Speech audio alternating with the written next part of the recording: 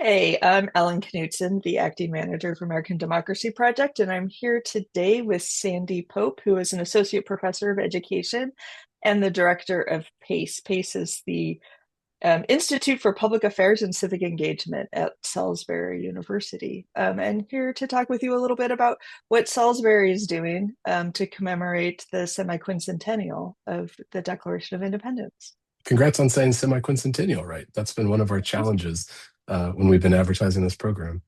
Um, Salisbury has become one of the core partners of a tri-county initiative that we call the Lower Shore 250 Commission.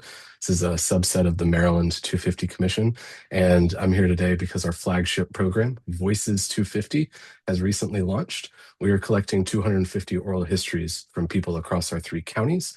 Those will be archived at our Salisbury University NAB Center archive, and then condensed versions will be played on the Delmarva Public Media, which is our kind of like local public radio affiliate. Our goal with these stories is to give people the opportunity to tell all of the stories about the Eastern Shore, what makes our area of Maryland so special, and to do that within the context of this particular moment in time, thinking 250 years in the past, about the present today, and 250 years into the future. Students are certainly invited to participate. We're also going to be looking for students who want to help not just provide oral history interviews, but do some of the interviewing themselves. Delmarva Public Media has some students who will be involved in helping to kind of edit these down, condense them, get them on the radio. And then when they're housed at our library's NAB Research Center, that's public archive, we anticipate some good opportunities for student research about what people think about our area and about kind of this moment in American history. And can you say a little bit about what you are hopeful for the outcomes of this? Like if you're thinking about this in 5 years, 10 years, what made it a success? Ooh, but this would be a success in 5 or 10 years if we were still able to play these clips because we had so much content. We rolled them out, one or two little bits a day. We had all of that information. I think using this as a chance to just really highlight some of the pride that we have in this area, what people love about our communities, what makes the local very special. I think that's going to be something really good. I can see this turning into maybe some products about that, highlighting kind of lesser known spots on the shore, letting people kind of return to these places and feel that pride. And what are you particularly excited about um, in this? I am excited because this is a great opportunity for people across these different communities, across these three counties, to come together and not just talk with each other, but kind of like establish something for the future. Our archive is really well known in our area. It's used for a lot of really cool genealogical research, community-based research. And I think by providing this new archive of oral histories, that's just going to be kind of a new avenue to explore the history and culture of this region.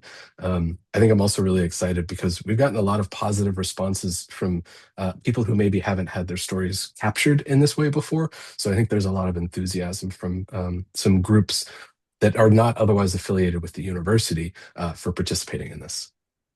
So, Sandy, you had mentioned that you did this in partnership with other community organizations. When you first came together to talk about what you wanted to do together, um, why did oral history bubble to the top? That's a great question. I don't really know why oral history came to the top of this. I guess there was a lot of historians in the room, a lot of history-focused organizations. I mean, we began initially. This is part of a larger kind of effort on the shore among nonprofit and community groups to find opportunities for collaboration and support one another. And I think just the idea of telling stories has been really important for that. That we're trying in higher ed, we're trying to tell the story of the value of higher education. In nonprofit work, they're trying to tell the story of the impact that they have on their communities. In government, you're trying to tell the story of what government provides and what government can do. So I think oral history is kind of like a natural outspring of that. It's just a more structured version of telling that story. Great. And are there other things that you're doing together to commemorate the 250th? Yeah, we've got a few different programs involved. So we're doing a lot for the first time. We have kind of a shared listing of common events that are coming up, which is pretty great. Beach to Bay Heritage Area, which is one of the core partners involved in this initiative, has compiled this ongoing list that we're constantly adding to. And it's actually been a really great chance to just learn about all of the events that are happening, all the programs that are happening. And then when you're at one of those events, when you're at one of those programs, you get to know about the next thing coming up. So it's really cool to help kind of fill people's calendars with all the great stuff that's going on around the shore. I think the semi-quincentennial, especially as we move into a midterm election, we get into our Constitution Day programming. I think there will be some really good opportunities to play up on the 250th there. I know a lot of students have been asking about it. We hear a lot about it at kind of the national level. So hopefully this will be an opportunity to welcome them back to campus and highlight this program as well and talk about the 250th. Any final thoughts? Anything you want to add at the end here? Any parting nuggets of wisdom? It's a wisdom. I mean, this whole thing just started with an open invitation to folks that some people we had, or some groups that we had a working relationship with, some that were new to kind of this network, or at least we're new to their network. And I think it's always a good reminder that sending out the invite is always an important step and a first step. And in this case, it's yielded a good program. Awesome. Well, thanks so much, Sandy. Enjoyed learning more about what's going on at Salisbury for the semi-quincentennial. Yeah. Thank you, Ellen.